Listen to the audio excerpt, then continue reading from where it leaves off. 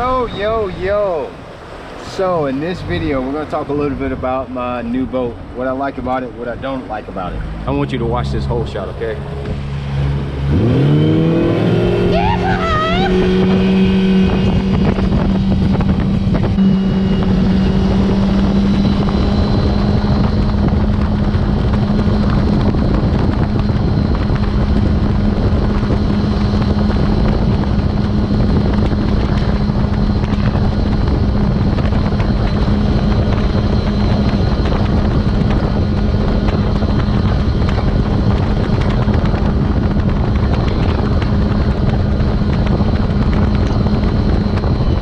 Let me tell you a little bit about it, give you some rough specifics about it. G3 1710, 17 foot, 10 inches long, came on a single axle trailer, came with a 90 horsepower Yamaha.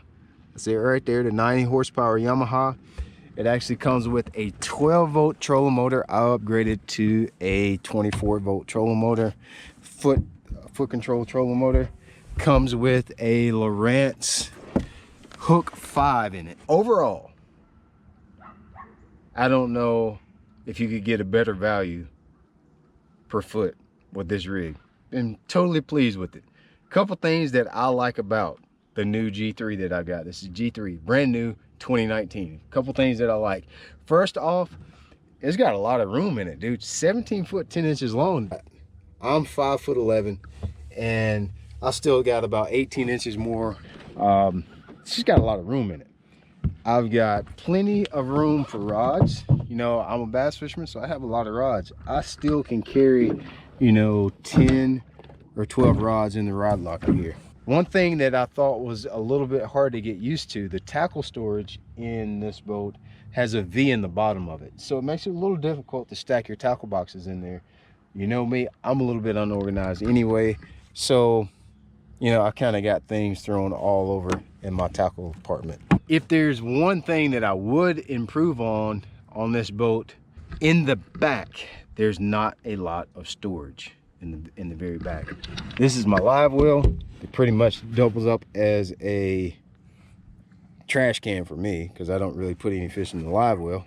So get a really big live well, by the way. Live well is huge in this boat.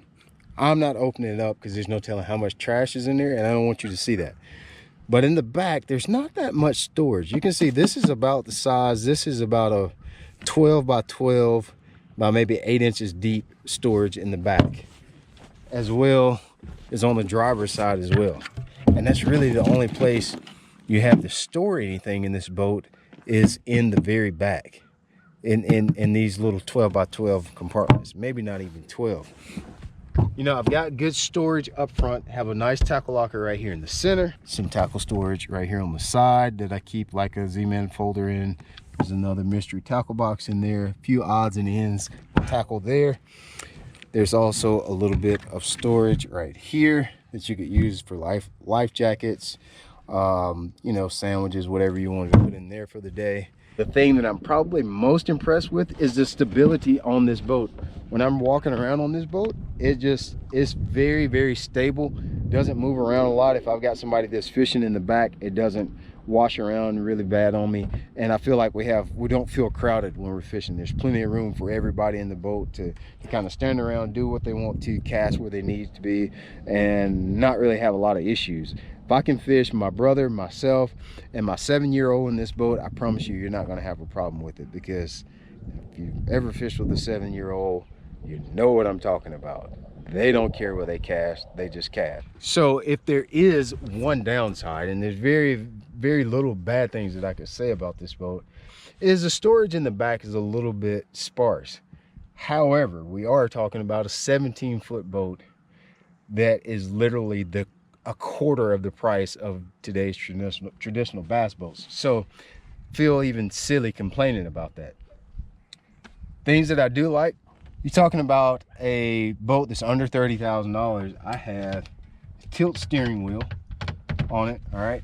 Now, one thing that I failed to mention is something that I don't think a lot of people think about when they're purchasing their first boat. You have to consider your tow vehicle. I've actually pulled this boat with our we have a mid-size SUV, and this is a perfect boat to tow. If maybe you don't have a truck, maybe you just have a car, you can easily tow this thing with a 4-cylinder vehicle, a small car, small trucks, a mid-size SUV, and not have any issues. When you start to get into fiberglass boats and those heavier boats, if you don't have the right tow vehicle, you get in a lot of trouble really fast. You know, maybe you can tow it, but it's not as easy to stop the vehicle, which is most important. So I like this boat because it's really light and easy to tow, so I can tow it with whatever I want to and not have to spend any extra money on a tow vehicle just to get to the lake. I would definitely highly recommend getting the 24 volt trolling motor. That's definitely been a needed and much appreciated add-on. I put the 24 volt trolling motor on there. I can just zip down the bank.